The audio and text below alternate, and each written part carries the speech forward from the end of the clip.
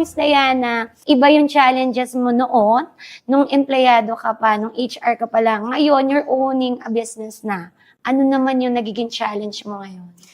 My challenge as a business owner is, how can I be the best CEO for them? Iba na kasi yung buhay mo pag CEO ka.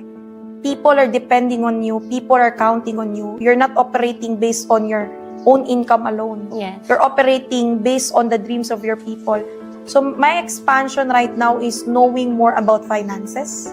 Kasi the more that you know how to handle finances, more than handling people, that's the success. Kasi dalawa lang ang problema sa negosyo, pera at tao. Kahit gaano ka kagaling humawak ng pera, kung di ka marunong humawak ng tao, masakit sa ulo. Kahit naman gaano ka kagaling humawak ng tao, kung di ka marunong humawak ng pera, nanakawan ka, or di naman kaya, lolokohin ka.